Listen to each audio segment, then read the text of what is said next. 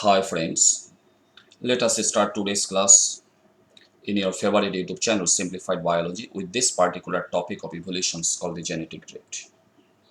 তো আজকের যেটা ক্লাসের সাবজেক্ট সেটা হচ্ছে জেনেটিক ড্রিফট অর্থাৎ আনুবংশিক বিচলন। কিন্তু এটা ভালো করে বুঝতে গেলে at first you need to know what is Hardy and Weinberg equilibrium law. Already I have explained the Hardy and Weinberg equilibrium law in my last video. Now, actually what has been said in that law? Actually, Hardy and Weinberg law states that the relative frequency of alleles of each gene in a populations of sexually reproducing organisms remain constant from generation to generations. অর্থাৎ কোনো একটা species populations তার মধ্যে থাকা অ্যালিলস এবং genotype তার যেটা frequency of occurrence that remain constant, সেটা স্থির অবস্থাতে থাকে জেনারেশন আফটার জেনারেশন, সেটার মধ্যে কোনো চেঞ্জেস আসে না। And that state of the populations is called the non-evolution state.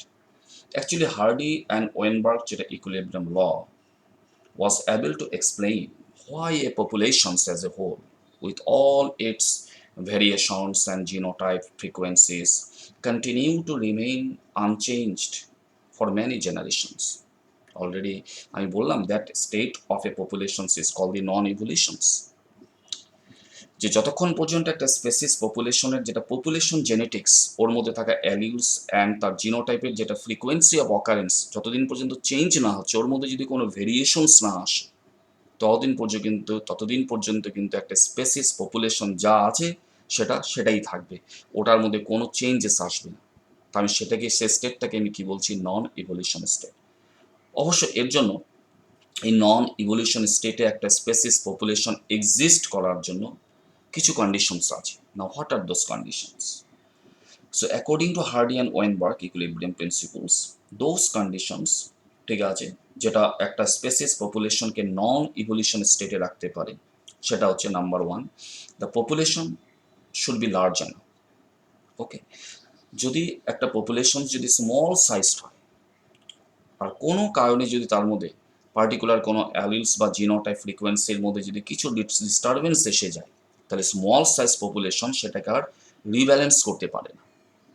কিন্তু দেখা গেছে যদি পপুলেশন যদি লার্জ সাইজড হয়, ঠিক আছে, তো লার্জ সাইজ পপুলেশনে কি হয়, কোনো ধরনের যদি অ্যালিল ফ্রিকোয়েন্সির মধ্যে যদি কিছুটা ডিস্টারবেন্সও চলে আসে ইন টাইম, সেটা কিন্তু কি হয়, সেটা রিব্যালেন্স হয়ে যায়, কাজেই পপুলেশন জেনেটিক্সটা কনস্ট্যান্ট থেকে যায়।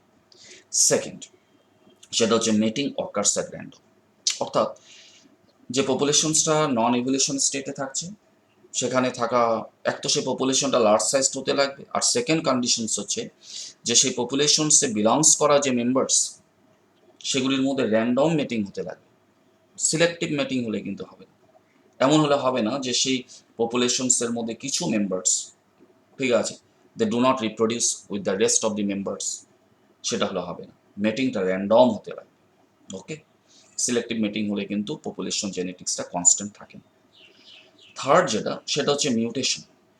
মিউটেশন ডাজ নট অথর, তো এমন একটা পপুলেশনস হতে লাগবে যেখানে কোনো ধরনের মিউটেশনস হচ্ছে না। What's mutation?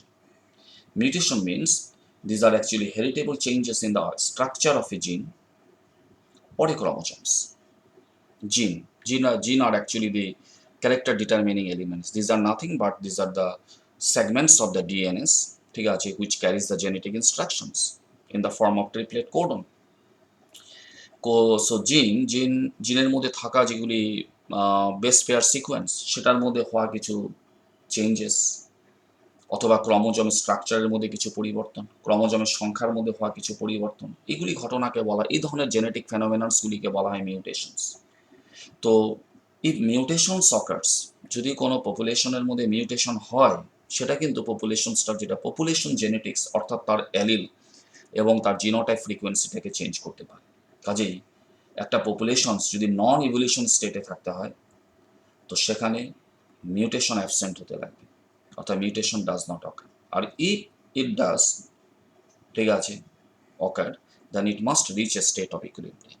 আর সেটা হয় কোন পপুলেশনের ক্ষেত্রে, সেটা লার্জ সাইজ পপুলেশনের ক্ষেত্রে। স্মল সাইজ পপুলেশনে যদি মিউটেশন হয়, কাজেই এই যেটা মিউটেশন, যেটা ইফেক্টস, মিউটেশনের ফলে যেটা অ্যালিলের মধ্যে যেটা ফ্রিকোয়েন্সি চেঞ্জেস চলে আসে, সেটা কিন্তু রিব্যালেন্স হয় না, সেটা একটা ড্রাস্টিক ইফেক্টস এসে যায় এটা। And the fourth and the last one, সেটা হচ্ছে all the members of the population survive, must survive and have equal reproductive rate. So these are the conditions, এগুলো হচ্ছে অবস্থা, ঠিক আছে। These are the conditions which makes an populations able to remain in the non-evolution state.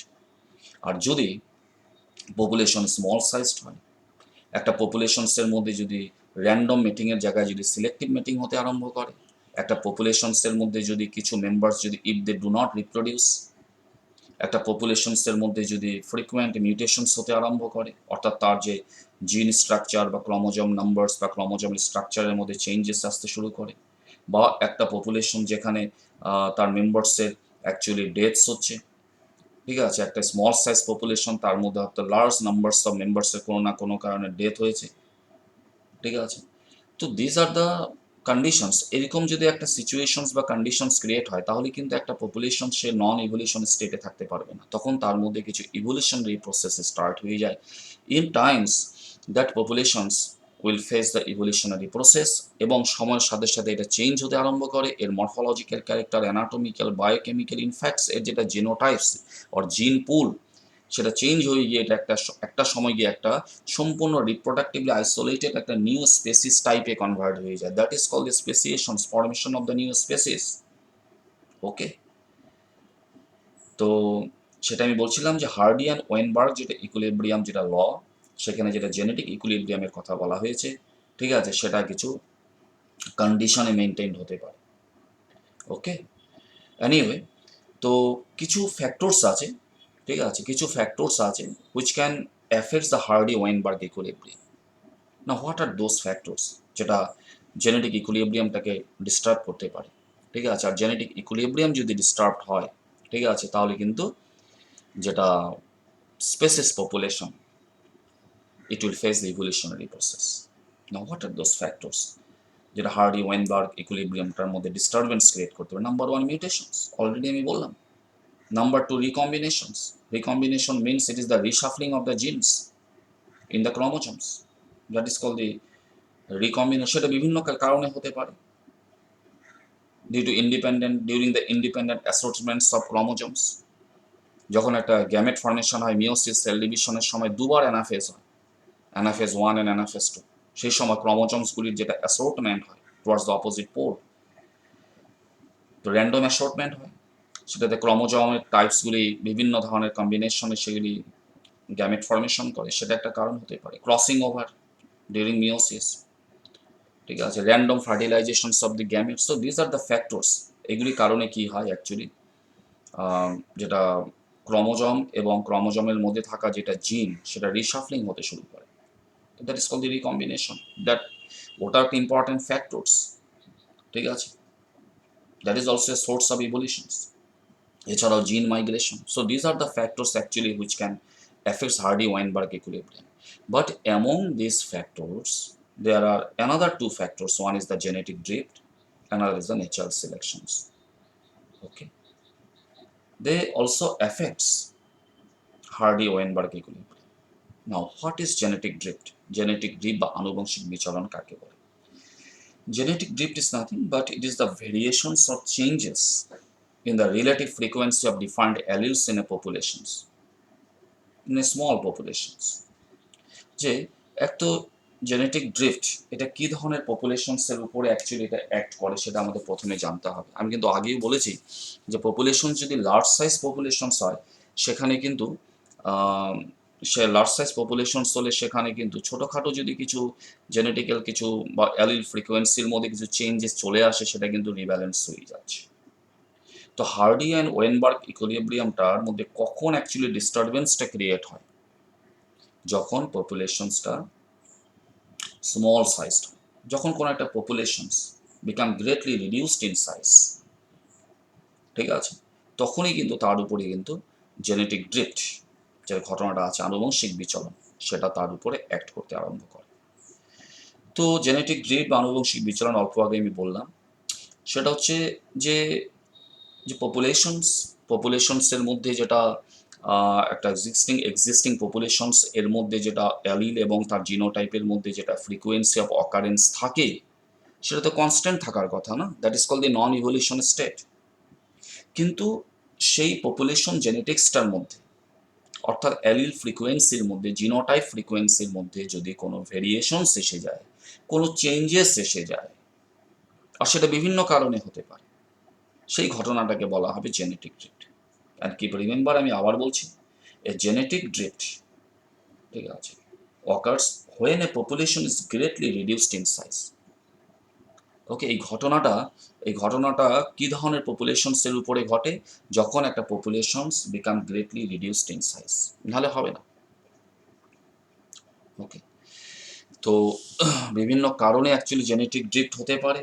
For example, due to the chance disappearance of particular genes as individual dies, or if some members of the small size population do not reproduce, ঠিক আছে, এই সমস্ত পরিবেশে, ঠিক আছে, এই ধরনের genetic drift বা আনুবংশিক বিচলন ঘটনা ঘটতে পারে।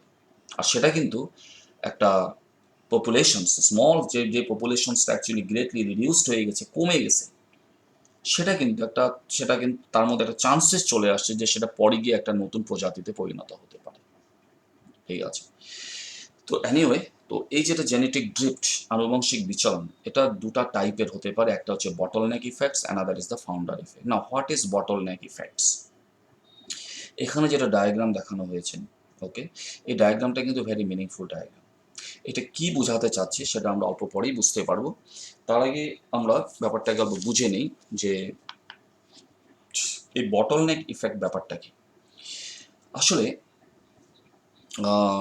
Bottleneck effect is a type of genetic drift. আর জেনেটিক ড্রিফট কাকে বলে সেটা তো আমি আলোচনা করেই দিলাম। এটা হচ্ছে কি, যে কোনো একটা স্পেসিস পপুলেশনস, ঠিক আছে, তার যেটা অ্যালিলস বা জিনোটাইপ যেটা আছে, তার ফ্রিকোয়েন্সি অফ অকারেন্সের মধ্যে যদি কোনো ভেরিয়েশনস বা চেঞ্জেস চলে আসে, তখন সেটাকে বলা হয় কি genetic drift. And genetic drift occurs when a population is greatly reduced in size. যেমন চিতার যেটা populations, and scientists actually believe that cheetah have already survived at least two genetic bottleneck effects, that means genetic drift.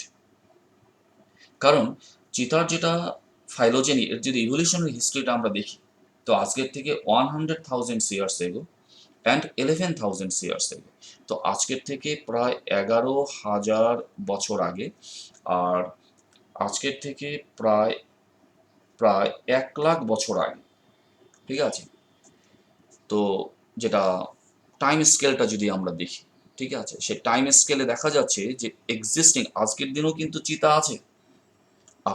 Africa কন্টিনেন্টসে আজকেও আমরা চিতা পাচ্ছি। ভারতবর্ষ চিতা ছিল এক সময়, কিন্তু 1960-র দিকে সেটা এক্সটিংক্ট হয়ে যায় due to poaching and huntings or due to the loss of their habitats. তো প্রেজেন্ট যেটা চিতা, সেটা ইরান এবং আফ্রিকান কন্টিনেন্টসে পাওয়া যাচ্ছে।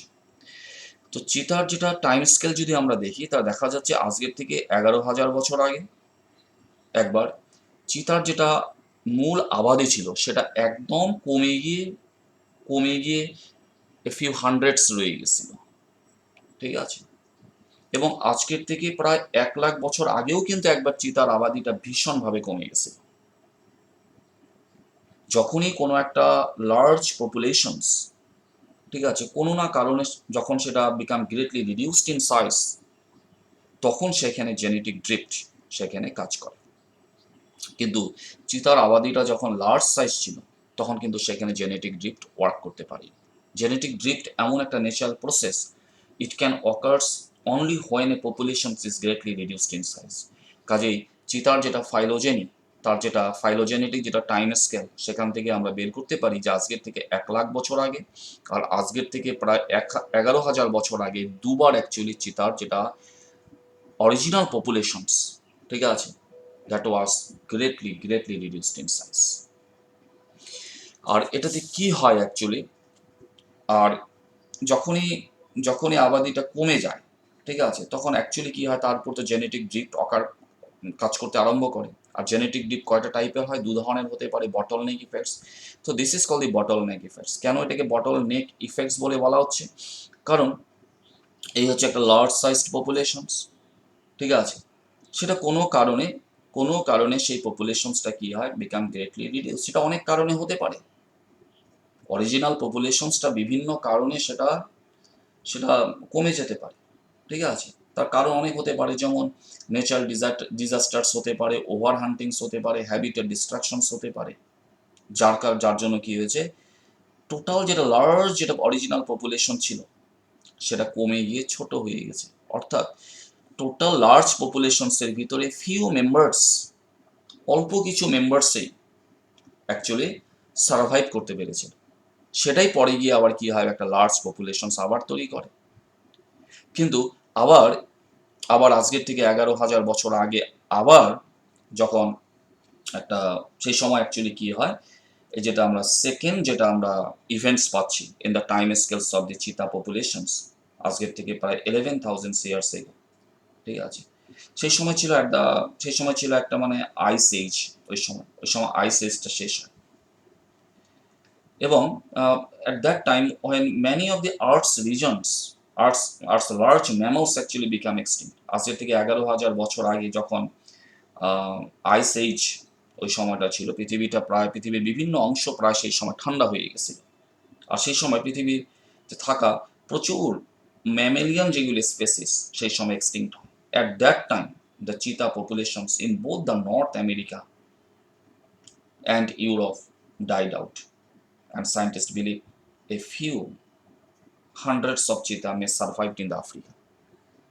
ঠিক আছে, এভাবে 1,00,000 বছর আগে একবার চিতার আবাদিটা কমে যায়, আবার 11,000 বছর আগে ডিউরিং দ্য আইস এজ সেই সময় চিতার আবাদিটা কমে গিয়ে পৃথিবীর বিভিন্ন প্রান্তে আগে চিতা পাওয়া যেত, সেগুলি কমে গিয়ে শুধু আফ্রিকায় হয়তো এ ফিউ হান্ড্রেডস অফ চিতা সেটা সার্ভাইভ করে গেছে।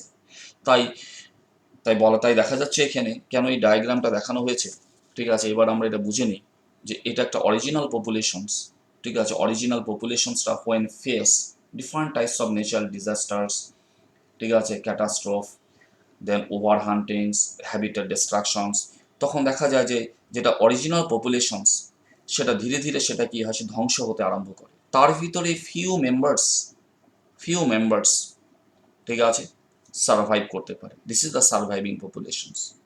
কাজেই এই ডায়াগ্রাম দিয়ে এটা বোঝানো হচ্ছে যে একটা বটলের ভিতরে, ঠিক আছে, অরিজিনাল পপুলেশনটাকে দেখানো হচ্ছে। যখন এই অরিজিনাল পপুলেশনটা when face different types of natural disasters, ঠিক আছে, তখন কিন্তু এই অরিজিনাল পপুলেশনসটা যে ন্যাচারাল ডিজাস্টার্সটাকে যে ফেস করছে বা হ্যাবিটেট ডিস্ট্রাকশনকে ফেস করছে, তার ভিতর কিন্তু সবগুলি কিন্তু বাঁচতে পারছে না, সবগুলি কিন্তু বের হয়ে আসতে পারতেছে না, ঠিক আছে। যেটা ক্রাইসিস অরিজিনাল পপুলেশনটা ফেস করছে, সেই ক্রাইসিস থেকে কিন্তু সবগুলি মেম্বার্স কিন্তু বের হতে পারছে না। অনলি এ ফিউ এই মুখ দিয়ে কিছু বের হচ্ছে এবং সেটা সার্ভাইভ করছে। এই যেটা সার্ভাইভিং পপুলেশন, যেটা বেঁচে গেল বাই চান্স, ঠিক আছে, that is also results of natural selection. কারণ এখানে যত ভ্যারাইটিস আছে, ঠিক আছে, যত ভ্যারাইটিস আছে তার ভিতরে যে ভ্যারাইটিগুলি অ্যাকচুয়ালি দে আর ফিটেস্ট, যেটা অ্যাকচুয়ালি ক্রাইসিসটাকে ফেস করতে পেরেছিল, তারাই সার্ভাইভ করে গেছে। আর যেগুলো আনফিট, ঠিক আছে, সেগুলি এক্সটিং করে গেছে। তো এই যেটা ডায়াগ্রাম দিয়ে সেটাই বোঝানো হচ্ছে যে অরিজিনাল পপুলেশনস, ঠিক আছে, অরিজিনাল পপুলেশনসটা যখন কোনো ক্রাইসিস ফেস করে, তার ভিতরে যেগুলি ফিটেস্ট ওয়ান, বলা হয়েছে না, survival of the fittest or struggle for existence, as was said by Darwins. Natural selection সেখানে হয়, আর তার ফলে ন্যাচারালি সিলেক্টেড যেগুলি ভ্যারাইটি, সেগুলোই শুধু কি হচ্ছে, এই প্রবলেম থেকে তারা নিজেদেরকে বাঁচাতে পারছে, বাকিগুলি ভিতরে রয়ে যাচ্ছে, সেটা এক্সটিংক্ট হয়ে যাবে। সেই জন্য এটা এখানে দেখানো হচ্ছে। এই জন্য এটাকে বলা হচ্ছে বটল নেক ইফেক্টস, বটল নেক ইফেক্টস। ওকে, যে অরিজিনাল পপুলেশনটা কমে গিয়ে তার থেকে ফিউ, ঠিক আছে, মেম্বার্স সেটা সার্ভাইভ করে যাচ্ছে, সেটা পরে গিয়ে আবার একটা লার্জ পপুলেশন তৈরি করছে। তো অ্যাকচুয়ালি কি হয় মাই ফ্রেন্ডস, কি রিমেম্বার দ্য বটল নেক যেটা phenomenons, it's a kind of genetic drift. It lowers the genetic diversity of the species. This is the most important, ঠিক আছে, this is the most important points. কারণ এটা তো একটা large population, সেটা কোনো কারণে সেটা কি হলো, সেটা কমে গেল, ঠিক আছে, বা আজকে থেকে 11,000 বছর আগেও কি হয়েছিল, চিতার যেটা অরিজিনাল পপুলেশন ছিল সেটাও ডিউরিং আইস এজ সেটা কমে গিয়ে কি হয়, কমে গিয়ে সেটা একদম স্মল সাইজ হয়, বিকাম গ্রেটলি রিডিউসড। এবং সায়েন্টিস্টরা বিলিভ করছে যে সেই সময় শুধু আফ্রিকা কন্টিনেন্টসের মধ্যে ফিউ হান্ড্রেডস অফ চিতা সেই সময় হয়তো সার্ভাইভ করছিল। বাকি সমস্ত অন্যান্য যেগুলি ইউরোপিয়ান, নর্থ আমেরিকা যেগুলি কন্টিনেন্ট, সেখানে সমস্ত চিতার যেটা আবাদি সেটা কি হয়, ডিস্ট্রয় হয়ে যায়। Okay, so my friends, keep remember that this bottleneck যেটা effect actually lowers the genetic diversity of the species because only a small part of the original population survives.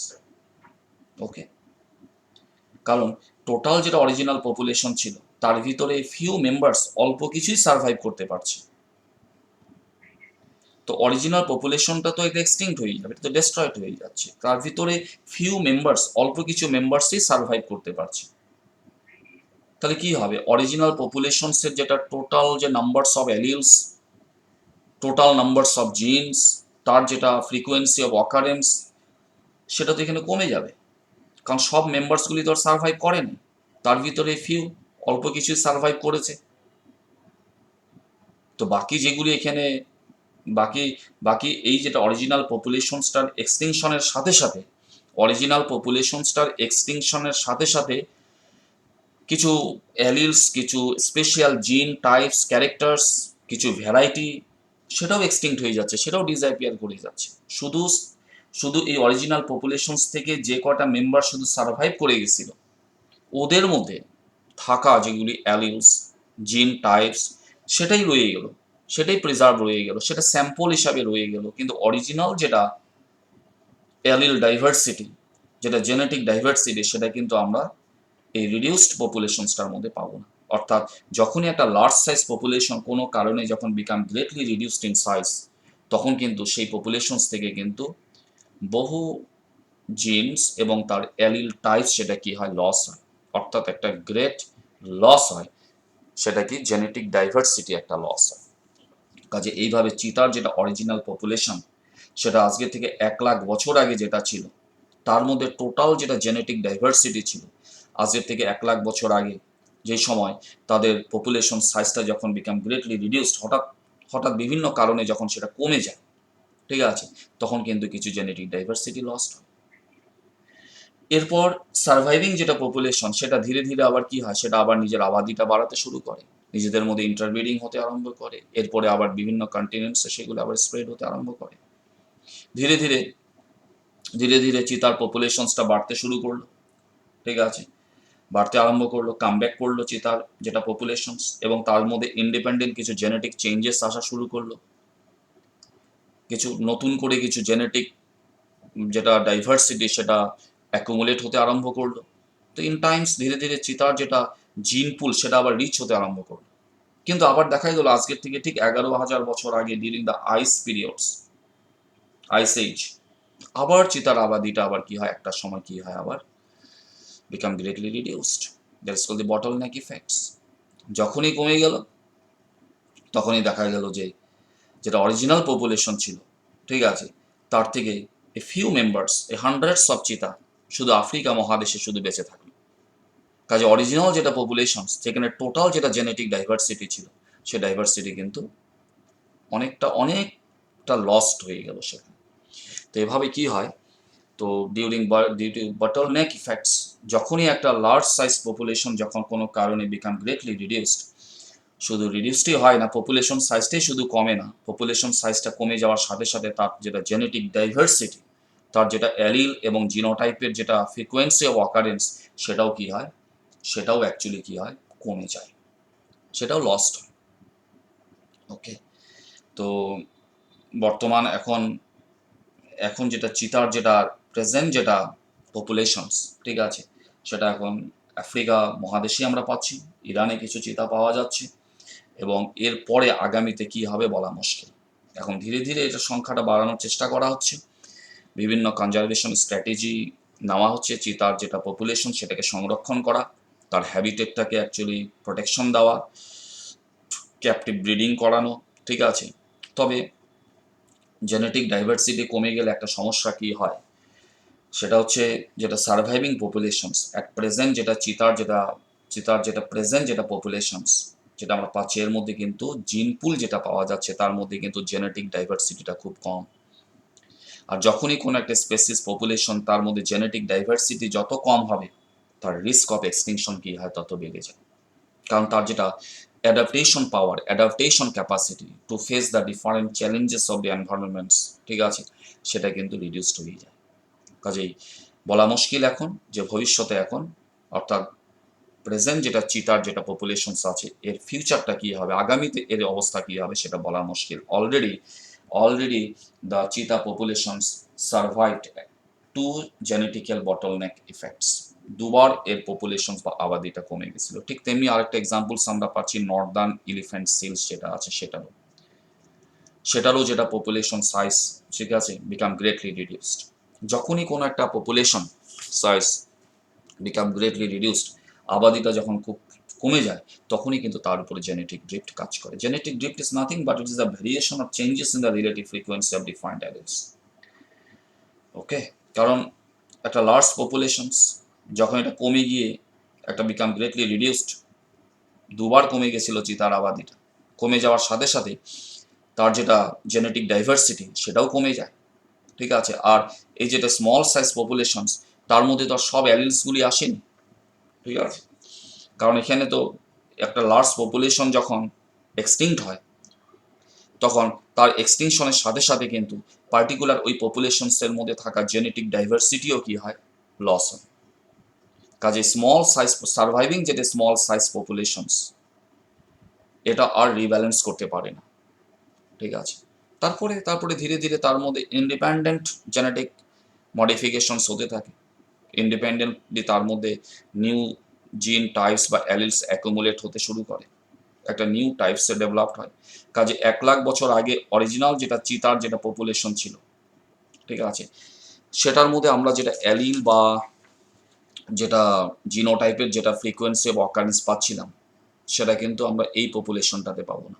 এটার যেটা অ্যালিল টাইপস অর্থাৎ জিন types এবং তার যেটা frequency of occurrence সেটা কিন্তু এই পপুলেশনস থেকে ডিফারেন্ট।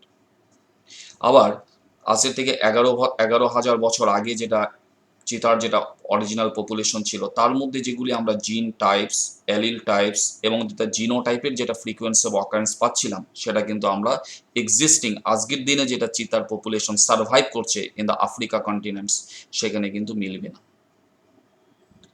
এইভাবে ধীরে ধীরে কি হয়, যখনই কোনো একটা large size population become greatly reduced, তখনই তার যেটা অ্যালিল ফ্রিকোয়েন্সিটা কি হয়, চেঞ্জ হয়ে যায়। That is call the bottleneck effects. Okay, এবার আমরা জেনেটিক ড্রিফটের আরেকটা টাইপ হচ্ছে কি ফাউন্ডার ইফেক্টস। তো এবার আমরা ফাউন্ডার ইফেক্টসটা সম্পর্কে আমরা বুঝবো যে ফাউন্ডার ইফেক্টসে কি বলা হয়েছে।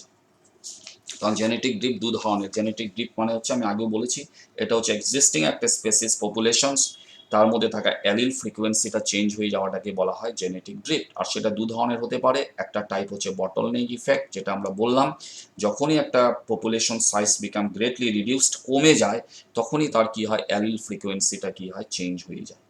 কারণ যেটা সার্ভাইভিং যেটা পপুলেশনস, ঠিক আছে, এই সার্ভাইভিং পপুলেশনসের মধ্যে কিন্তু অরিজিনাল পপুলেশনসটার মধ্যে যত ধরনের অ্যালিলস ছিল বা যত ধরনের জিন টাইপ ছিল, সবগুলি কিন্তু সার্ভাইভিং পপুলেশনসের মধ্যে থাকে না। অনলি দ্য ফিটেস্ট ওয়ান, ঠিক আছে, কারণ এখানে ন্যাচারাল সিলেকশনের কথা আছে তো। কারণ যখনই একটা অরিজিনাল পপুলেশনস, যখনই একটা ন্যাচারাল ক্যালামিটিস বা একটা ক্যাটাস্ট্রোফ বা কিছু এই ধরনের কিছু ডিজাস্টার্স ফেস করে, তখন যেটা যেটা সার্ভাইভাল অফ দ্য ফিটেস্ট ব্যাপার আছে, অর্থাৎ যেটা স্ট্রাগল ফর এক্সিস্টেন্স, যেটা ডারউইন যেটা বলেছিলেন, তার মধ্যে যেগুলি ফিটেস্ট ওয়ান, ঠিক আছে, সেগুলি সার্ভাইভ করবে। আর যেগুলি সার্ভাইভ করবে, তার মধ্যে যেগুলি অ্যালিলস বা জিন টাইপস থাকবে, সেগুলি থেকে যাবে, সেগুলিই পরে কন্টিনিউ করবে। এই জন্য বলা হয়েছে কন্টিনিউয়াস, যে ভেরিয়েশন দু ধরনের হতে পারে, একটা ডিসকন্টিনিউয়াস ভেরিয়েশনস, একটা কন্টিনিউয়াস ভেরিয়েশনস। কাজে এখানে এখানে যেগুলি ফিটেস্ট ওয়ান, তাদের মধ্যে থাকা যেগুলি জিন টাইপস অ্যান্ড অ্যালিলস, সেটাই অ্যাকচুয়ালি এরপরে কন্টিনিউ করবে। আর অরিজিনাল পপুলেশনসের মধ্যে থাকা আরও অন্যান্য যেগুলি জিন টাইপস এবং অ্যালিলস, সেটা এই অরিজিনাল পপুলেশনটা এক্সটিংশন হওয়ার সাথে সাথে সেটারও এক্সটিংশন হয়ে যাবে। কাজেই নিউ পপুলেশন যেটা একটা তৈরি হবে সেটা তৈরি হবে with new allele and genotype frequencies, that is call bottleneck effects. এবার হচ্ছে আমরা আসবো ফাউন্ডার ইফেক্টসে। সো ফাউন্ডার ইফেক্টস এটা কি বলা হয়েছে, তো এখানে অ্যাকচুয়ালি এটা এটাও একটা জেনেটিক ড্রিপ টাইপ। এখানে কি বলা হয়েছে যে ফিউ ইন্ডিভিজুয়ালস ফ্রম পপুলেশনস, ডেফিনেশনটাকে দেখে নিই যে a few individuals from a population start a new populations with a different allele frequency then the original populations. Okay, তো এখানে একটা স্টেটমেন্ট দেওয়া হয়েছে, এখানে বলা হয়েছে অরিজিনাল যেটা পপুলেশন দ্য মাদার পপুলেশনস। ওকে, ঠিক আছে, মাদার পপুলেশন সেখান থেকে যখন ফিউ ইন্ডিভিজুয়ালস অল্প কিছু ইন্ডিভিজুয়াল যখন অন্য কোথাও গিয়ে একটা নিউ পপুলেশনস যখন ফরমেশন করে, তাই বলা হয়েছে না a few individuals from a population start a new population with a different allele frequency then the original population. যে এই ডায়াগ্রামটাতে আমরা যেটা দেখছি যে অরিজিনাল যেটা মাদার পপুলেশন সেখান থেকে কিছু ইন্ডিভিজুয়ালস সেটা অন্য কোথাও মাইগ্রেট করলো এবং সেখানে গিয়ে একটা নতুন পরিবেশে গিয়ে তারা একটা নিউ পপুলেশনস তারা তৈরি করলো। তখন কিন্তু দেখা যাবে এই যেটা নিউলি বিল্ড আপ যেটা পপুলেশনস, ঠিক আছে, এর মধ্যে যেটা অ্যালিল ফ্রিকোয়েন্সি, এর মধ্যে আমরা যেটা অ্যালিল ফ্রিকোয়েন্সি পাবো, জিনোটাইপের যেটা ফ্রিকোয়েন্সি অফ অকারেন্স পাবো, সেটা কিন্তু তার মাদার পপুলেশনের সঙ্গে ম্যাচ করবে না, and that is call the founder effects. A newly formed, নতুন করে একটা যে আবাদি তৈরি হচ্ছে, নতুন করে যে একটা পপুলেশন তৈরি হয়েছে ইন এ নিউ এনভায়রনমেন্টস, তার যেটা অ্যালিল ফ্রিকোয়েন্সি সেটা কিন্তু মাদার পপুলেশনের অ্যালিল ফ্রিকোয়েন্সির থেকে ডিফারেন্ট হয়, and that has been said in this statement. যে ফাউন্ডার ইফেক্ট কি, যে এটা এমন একটা ঘটনা সেখানে কি হয় এ few individuals from a population start a new populations with a defined allele frequency than the original population। আমরা এই ডায়াগ্রামটাতে দেখি this is an original populations, এখানে দুটা কালারের বিটেলস আছে, red coloured and yellow colour beetles. Okay, তো কোনো না কোনো কারণে এই যেটা অরিজিনাল পপুলেশনস সেখান থেকে কিছু বিটেলস অন্য কোথাও মাইগ্রেট করলো। ওকে, এখান থেকে কিছু বিটেলস অন্য কোথাও মাইগ্রেট করছে।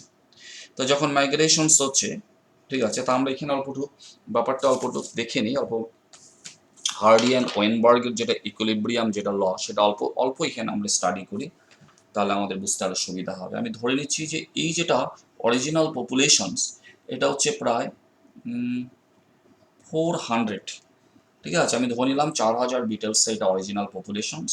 তার মধ্যে যেগুলি রেড ভ্যারাইটি আছে, রেড ভ্যারাইটির সংখ্যা আমি ধরে নিলাম 275 আছে, আর ইয়েলো ভ্যারাইটির সংখ্যা আমি ধরে নিলাম 125 আছে।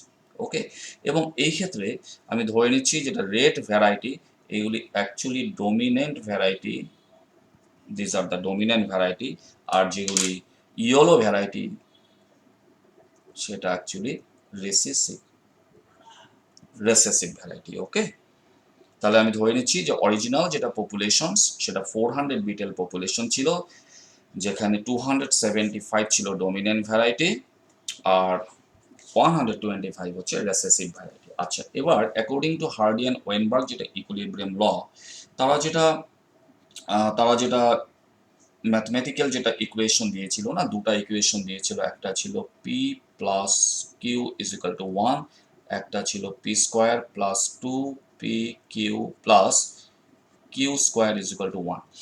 তো আমরা এই ফর্মুলাগুলি ব্যবহার করে এখন ব্যাপারটা আমরা বোঝার চেষ্টা করব যে কি করে যখন কোনো একটা পপুলেশনস, কোনো একটা অরিজিনাল পপুলেশন সেখান থেকে যখন কিছু মেম্বার যখন অন্য কোথাও গিয়ে মাইগ্রেট করে তখন কি করে তার অ্যালিল ফ্রিকোয়েন্সিটা চেঞ্জ হয় সেটা একবার দেখবো আমরা এখানে একটা by using this two formulas. Okay, তো আচ্ছা, তো এখানে এবার আমরা আলোচনা করছি এবার তাহলে এবার যেটা রেসেসিভ যেটা ভ্যারাইটি, ঠিক আছে, যেটা হোমোজাইগাস যেটা রেসেসিভ ভ্যারাইটি, তাহলে এর আমরা ফ্রিকোয়েন্সি অফ অকারেন্সটা দেখছি। তো অ্যাকর্ডিং টু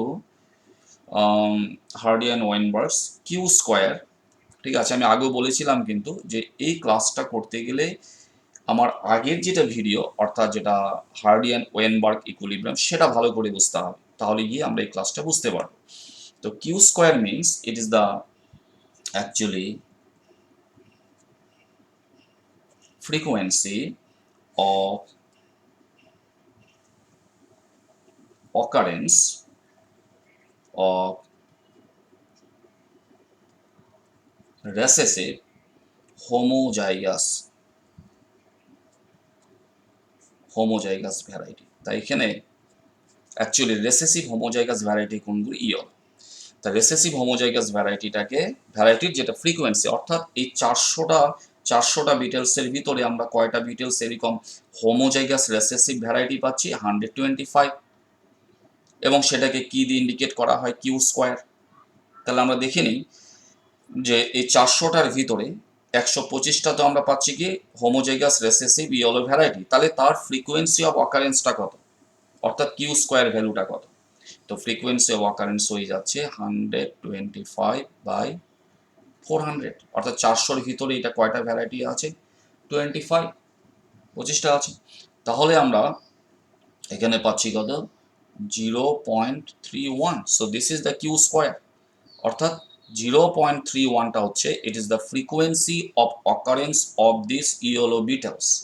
যে এই যেটা অরিজিনাল পপুলেশন, সেখানে ইয়েলো কালার যেটা beetles which are actually recessive homozygous variety, তার যেটা frequency of occurrence that is 0.31, এটাকে আমরা ক্যালকুলেট করে বের করলাম। এবার আমরা বের করব কি, এখানে যেটা ডমিনেন্ট ভ্যারাইটি আছে অর্থাৎ রেড কালার যেটা বিটেলস, তার আমরা ফ্রিকোয়েন্সি অফ অকারেন্সটা বের করব। কিন্তু সেটা ফ্রিকোয়েন্সি অফ অকারেন্সটা বের করতে গেলে সবার প্রথমে আমাকে বের করতে লাগবে কিউ ভ্যালু, কিন্তু কিউ স্কোয়ার। এবার আমাকে কিউ ভ্যালুটা বের করতে লাগবে। ওকে, তো q value means square root of 0.31, আর সেটা গিয়ে ক্যালকুলেট করলে সেটা গিয়ে হয় 0.55। So this is the q value.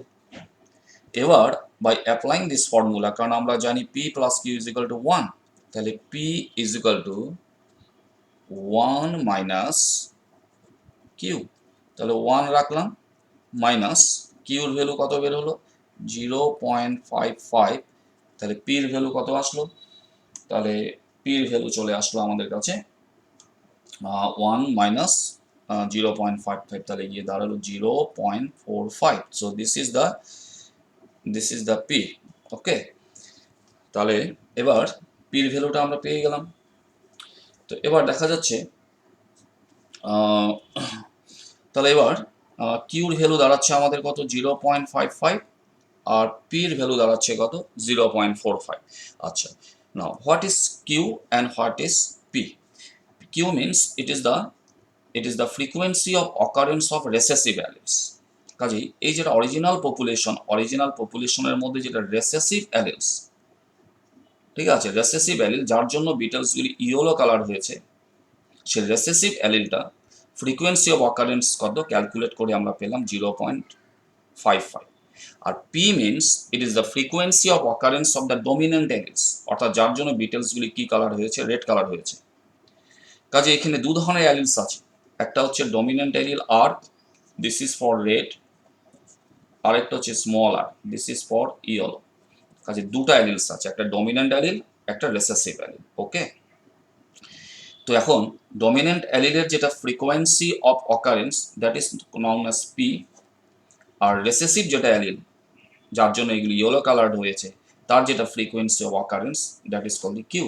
The পির ভ্যালু আমরা কত পেলাম? পির ভ্যালু আমরা বের করলাম 0.45, আর কিউর ভ্যালু কত বের করলাম? 0.55। So this are the allele frequency. কাজে অরিজিনাল যেটা পপুলেশন, সেই অরিজিনাল পপুলেশনসের মধ্যে আমরা ডমিনেন্ট অ্যালিল অর্থাৎ যেটা রেড অ্যালিল আর ইয়েলো অ্যালিলের যেটা ফ্রিকোয়েন্সি অফ অকারেন্স আমরা বের করলাম 0.45 অ্যান্ড 0.55। ওকে, এবার যখন এই অরিজিনাল যেটা পপুলেশনস এখান থেকে যখন অ্যাকচুয়ালি যখন মাইগ্রেশন আরম্ভ হয়, অর্থাৎ এর থেকে যখন কিছু ইন্ডিভিজুয়ালস যখন অন্য কোথাও গিয়ে আবার একটা নিউ কলোনি ফরমেশন করতে আরম্ভ করে, তখন এটা তো আর এরকম না যে একদম টোটাল রেশিওটা মেনটেন করে এরা মাইগ্রেশন করবে, এটা কখনো হয় না। কাজে আমি ধরে নিচ্ছি যে মাইগ্রেশনের সময় যখন মাইগ্রেট করলো, তখন আমি ধরে নিলাম এখানে 70টা বিটেল, অর্থাৎ টোটাল 400টা বিটেলসের ভিতরে 70 বিটেলস এখানে কি করলো? মাইগ্রেট করলো টোটাল, ঠিক আছে। এবং তার ভিতরে রেড কালার বিটেলস আমি ধরে নিলাম এখানে 62, আর ইয়েলো কালার বিটেলস আমি ধরে নিলাম 8টা মাইগ্রেট করেছে। কারণ মাইগ্রেশন যখন করবে তখন তাই রেশিওতে মাইগ্রেশন করবে না, কারণ অরিজিনাল পপুলেশনটাতে একটা রেশিও ছিল, রেড এবং ইয়েলো ভ্যারাইটির মধ্যে একটা রেশিও ছিল, ওই রেশিওটা তো আর মাইগ্রেশনের সময় মেনটেন হবে না, কোনো চান্সই নাই মেনটেন হওয়ার কাছে। র্যান্ডম রেশিওতে এটা কি হবে, মাইগ্রেশন হবে। তা আমি ধরে নিলাম একটা র্যান্ডম রেশিও, যে মাইগ্রেশনের সময় ঠিক আছে টোটাল 70টা বিটেল সেখান থেকে মাইগ্রেট করলো, তার ভিতরে 62টা হচ্ছে রেড কালার বিটেল আর 8টা হলো কি ইয়েলো কালার বিটেল। ওকে, এবার এই যেটা 62 রেড কালার অ্যান্ড 8 কালার, 8টা যেটা ইয়েলো কালার বিটেল, এবার এর আমরা অ্যালিল ফ্রিকোয়েন্সিটা বের করব। ওকে, তাহলে এবার আমরা যেটা রেড কালার ঠিক আছে, না সরি ইয়েলো কালার যেটা আছে রেসেসিভ ভ্যারাইটি, এর কিউ স্কোয়ার ভ্যালুটা বের করি, কারণ এগুলো হচ্ছে রেসেসিভ। তা টোটাল 70টার ভিতরে 70টার ভিতরে কয়টা আছে, 8টা।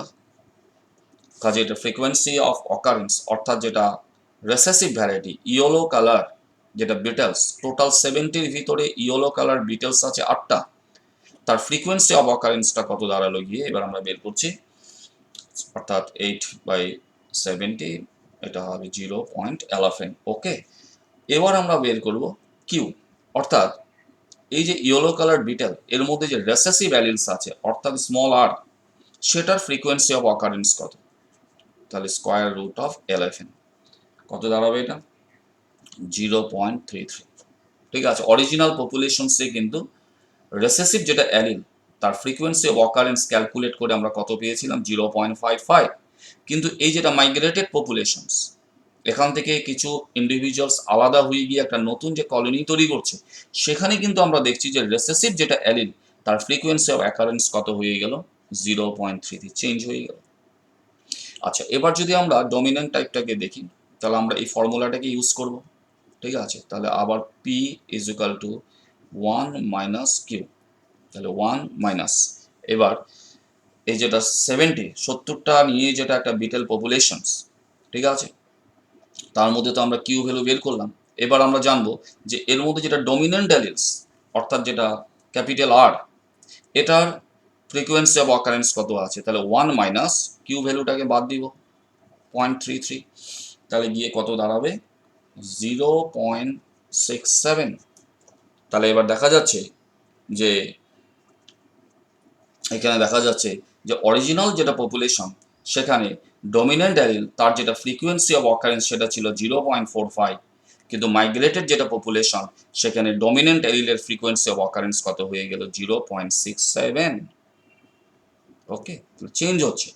Genetic drift is nothing but genetic ড্রিফটের ডেফিনেশনে বলা হয়েছে যে যে একটা পপুলেশনস ঠিক আছে, তার মধ্যে একটা পপুলেশনসের মধ্যে কি হয়, তার যেটা অ্যালিল ফ্রিকোয়েন্সি বা জিনোটাইপ যেটা ফ্রিকোয়েন্সি সেটা চেঞ্জ হওয়া, তার মধ্যে কিছু ভেরিয়েশনস এসে যাওয়া, তার মধ্যে কিছু চেঞ্জেস এসে যাওয়াটাকেই বলা হয় জেনেটিক ড্রিফট। কাজেই এই যেটা অরিজিনাল পপুলেশনস এর মধ্যে আমরা যেটা অ্যালিল ফ্রিকোয়েন্সি পাচ্ছি, ডমিনেন্ট অ্যালিল ফ্রিকোয়েন্সি পাচ্ছি 0.45, আর রেসেসিভ যেটা অ্যালিল তার ফ্রিকোয়েন্সি অফ অকারেন্স পাচ্ছি 0.55। এটা কিন্তু জেনারেশন আফটার জেনারেশন কনস্ট্যান্ট থেকে যাওয়ার কথা, এখানে কনস্ট্যান্ট থেকে যাবে, that is call the genetic equilibrium or Hardy Weinberg equilibrium. কিন্তু যখনই এখান থেকে একটা কিছু মেম্বার্স বলা হয়েছে না, few individuals from the population start a new population, যখনই এখান থেকে কিছু ইন্ডিভিজুয়ালস অন্য কোথাও গিয়ে একটা নিউ কলোনি তৈরি করবে, যদিও এই নিউলি ফর্ম যেটা কলোনি, যে একটা নতুন আবাদি যে তৈরি হচ্ছে সেটা এই পপুলেশনেরই একটা পার্ট, তাহলে আমাদের মনে হবে যে যেহেতু এই অরিজিনাল পপুলেশনটাই ভেঙে গিয়ে আরেকটা নতুন পপুলেশন তৈরি হচ্ছে, তাহলে আমাদের আমাদের লজিক্যালি আমাদের মনে হবে যে তাহলে এর মধ্যেও যেটা ডমিনেন্ট অ্যালিল আর রেসেসিভ অ্যালিলের যেটা ফ্রিকোয়েন্সি অফ অকারেন্স সেম থাকতে হয়, কিন্তু সেম থাকে না, that is called genetic drift. আর এই ঘটনাটাকে, এই ধরনের জেনেটিক ড্রিফটকে কি নাম দেওয়া হয়েছে, ফাউন্ডার ইফেক্ট। সেটা একই থাকে না, সেটা চেঞ্জ হয়ে যায়, যেটা আমাদের এখানে দেখতে পারলাম যে অরিজিনাল পপুলেশনে ডমিনেন্ট আর রেসেসিভ অ্যালিলের যেটা ফ্রিকোয়েন্সি অফ অকারেন্স ছিল 0.45, এখানে হয়ে গেল 0.67। এখানে ছিল কি 0.55 রেসেসিভ অ্যালিলের ফ্রিকোয়েন্সি অফ অকারেন্স, এখানে হয়ে গেল 0.33, চেঞ্জ হয়ে গেল। এবার আসবে ন্যাচারাল সিলেকশনের কথা, এবার আসবে ন্যাচারাল সিলেকশনের কথা। ওকে, ন্যাচারাল সিলেকশনসের কথা, অর্থাৎ এখানে এই জায়গার যেটা পরিবেশ, এই জায়গার যেটা এনভায়রনমেন্ট, যেটা হ্যাবিটেট, সেখানে রেড বিটেলস অ্যান্ড ইয়েলো বিটেলস দুটার মধ্যেই অ্যাডাপ্টেশন ছিল, দুটাই ওই পরিবেশে খাপ খেয়ে নিছিল। কিন্তু যখনই এখান থেকে কিছু বিটলস অন্য কোথাও গিয়ে একটা নিউ এনভায়রনমেন্টসে গিয়ে তারা অ্যাডাপ্ট করতে চেষ্টা করে, নিজেকে অ্যাডজাস্ট করতে চেষ্টা করে, তখন কিন্তু প্রশ্ন চলে আসে ন্যাচারাল সিলেকশনের কথা। যখনই নতুনভাবে অ্যাডাপ্ট করার চেষ্টা করবে, তো আমরা এখানে যেটা স্টোরি এখানে ক্রিয়েট করেছি সেই স্টোরি মতে এটা এসে যায় যে এই যেটা নিউ যেটা অ্যাডাপ্টেশনস রেস, কারণ এগুলোকে নতুন পরিবেশে সার্ভাইভ করতে লাগবে, বিভিন্ন কম্পিটিশন ফেস করতে লাগবে। তার মধ্যে দেখা যাচ্ছে যে ইয়েলো কালার বিটলস দে ফেইলড, ঠিক আছে, যে নতুন এনভায়রনমেন্টে নিউ এনভায়রনমেন্টে এগুলি আনফিট হিসাবে প্রমাণ হয়ে গেল, হতে পারে, দ্যাট ইজ ন্যাচারাল সিলেকশন।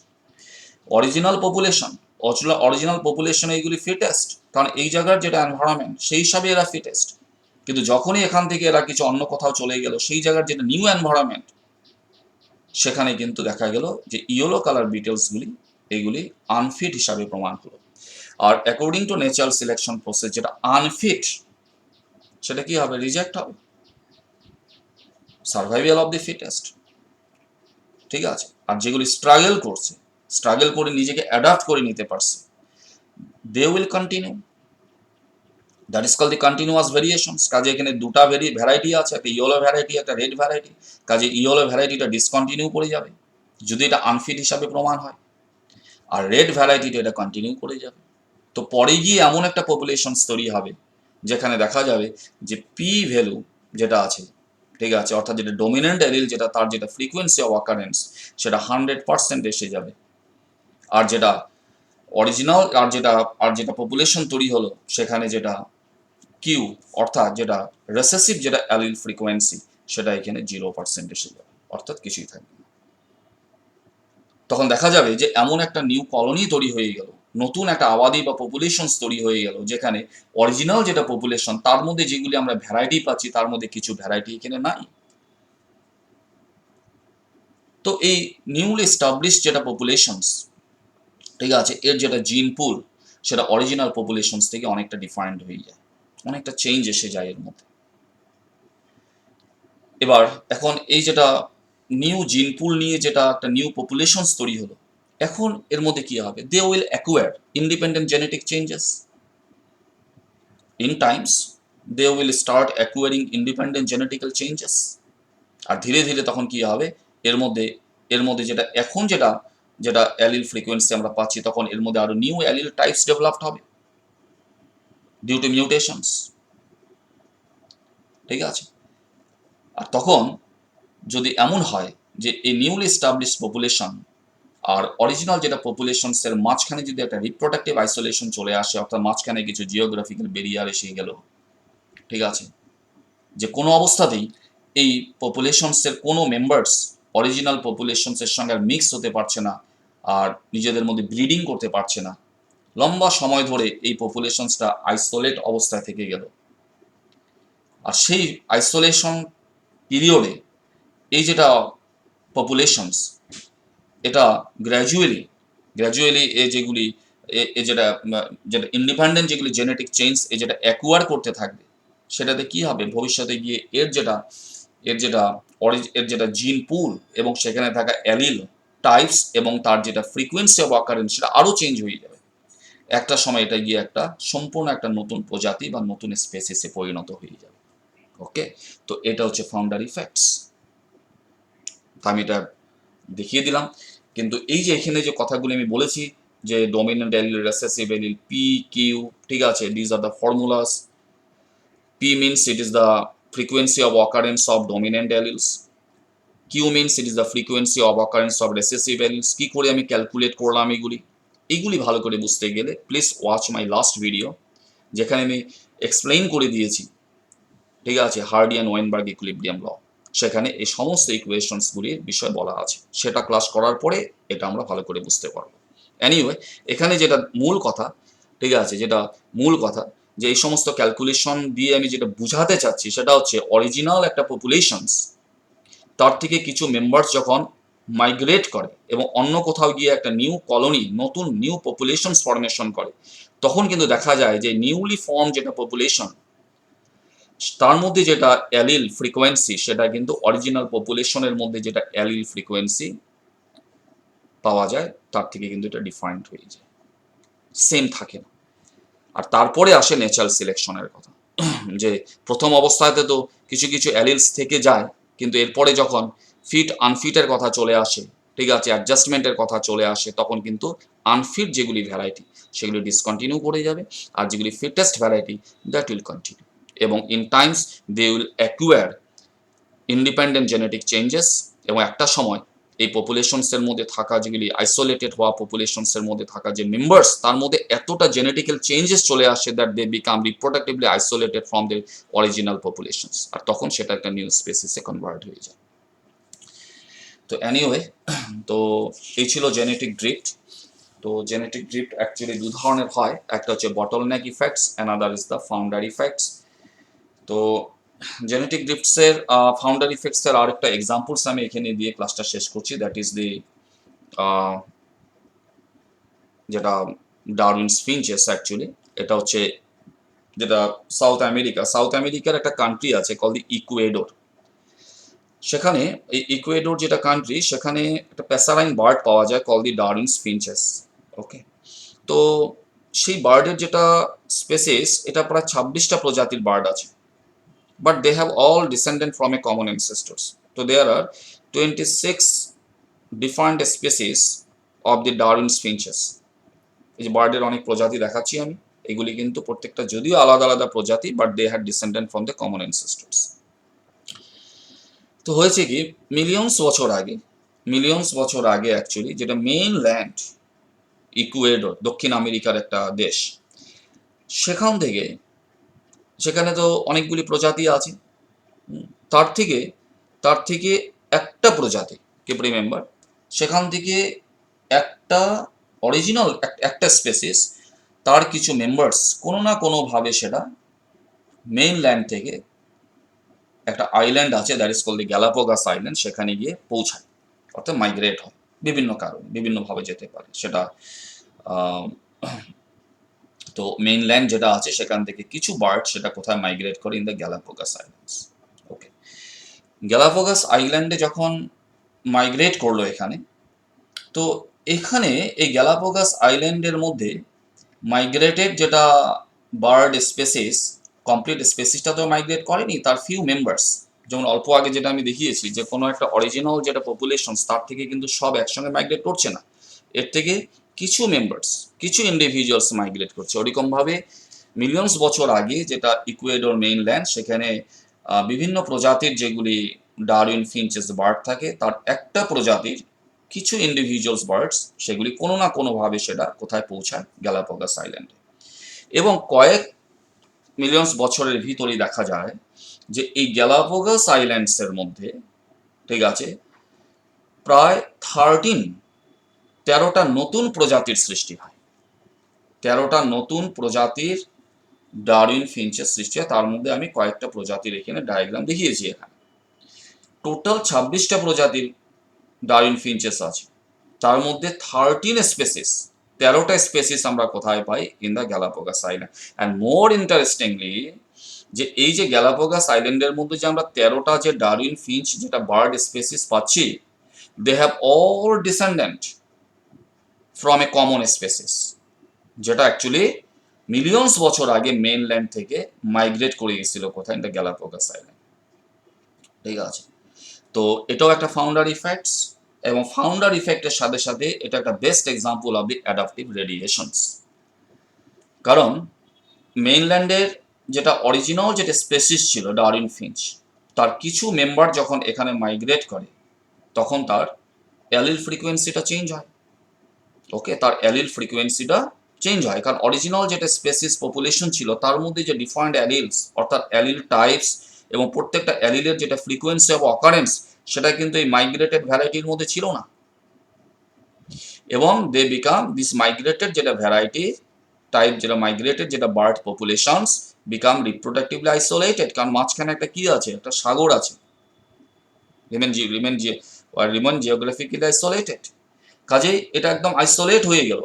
এই মাইগ্রেটেড যেটা bird small population from the main land become isolated completely. এবং এই আইসোলেট অবস্থাতে থাকা অবস্থাতেই দে গ্র্যাজুয়ালি এরা অ্যাকুমুলেট করতে আরম্ভ করলো, ঠিক আছে। এদের মধ্যে যে ইন্ডিপেন্ডেন্ট যে জেনেটিক চেঞ্জেস সেটা তাদের মধ্যে অ্যাকুমুলেশনস হতে আরম্ভ করলো, এবং ইন টাইমস এদের টোটাল যেটা জিন পুল সেটা চেঞ্জ হতে আরম্ভ করলো। কারণ আমি অল্প আগে বলেছিলাম এই ডায়াগ্রামটাতে, সেটা আমি এক্সপ্লেন করে দিচ্ছিলাম যে ধীরে ধীরে কি হয়, এই যেটা নিউলি ফর্ম যেটা পপুলেশনস, এটা কি করবে, এর মধ্যে কিছু ইন্ডিপেন্ডেন্ট জেনেটিক চেঞ্জ আসতে শুরু করবে, এবং যেটা জেনারেশন আফটার জেনারেশন এটা কি করবে, অ্যাকিউয়ার করবে। ওরকম ভাবে এখানেও তাই হয়েছে। এই মাইগ্রেটেড যেটা স্মল পপুলেশন বার্ডের, তার মধ্যে যেগুলি ইন্ডিপেন্ডেন্ট জেনেটিক চেঞ্জ যেগুলি আসছে, সেগুলি জেনারেশন আফটার জেনারেশন সেগুলি তাই সেই বার্ডের মধ্যে, সেই বার্ড পপুলেশনসের মধ্যে অ্যাকুমুলেট হতে আরম্ভ করছিল। ইন টাইম সেটা টোটাল জেনেটিক্যালি ডিফাইন্ড হয়ে গেছিল, তার জিন পুলটা ডিফাইন্ড হয়ে গেছিল, এবং তার মধ্যে যে টোটাল জিন পুলটা যখন ডিফাইন্ড হয়ে যায়, এবং তার মধ্যে তখন আরম্ভ হলো তার মধ্যে ডাইভার্সিটি, যেটা প্রকৃতির নিয়ম। এরপরে এই যেটা আইসোলেটেড যেটা বার্ড পপুলেশন, যেটা অরিজিনালি একটাই পপুলেশন ছিল, belongs to a single species, সেটা কিন্তু বর্তমানে এখন 13টা ভিন্ন প্রজাতিতে কি হয়, বিভক্ত হয়ে যায়। এবং বর্তমানে গ্যালাপাগোস আইল্যান্ডসের মধ্যে আমরা ডারউইন ফিঞ্চের 13টা বিভিন্ন প্রজাতির বার্ড আমরা পাই। আমি বললামই তো, and all have descendant from a common species populations, ঠিক আছে। আর এই 13টা প্রজাতির যে নতুন বার্ড হয়েছে due to the accumulations of independent genetic changes generation after generations, যেগুলি বাকি মেইনল্যান্ড যেটা ছিল, মেইনল্যান্ডের যেটা অরিজিনাল পপুলেশনস, তার সঙ্গে কিন্তু বাকি এই বার্ডগুলি মধ্যে কোনো ব্রিডিং আর হয়নি, যার জন্য এর মধ্যে যেগুলি ইন্ডিপেন্ডেন্ট চেঞ্জেসগুলি আসছে সেগুলি এগুলির মধ্যেই রিজার্ভ থেকে গেছে, এগুলির মধ্যে সংরক্ষিত থেকে গেছে, এবং সময়ের সাথে সাথে এটা একটা নতুন টাইপে কনভার্ট হয়ে গেছে উইথ নিউ জিন pools. Okay, that is called the founder effects.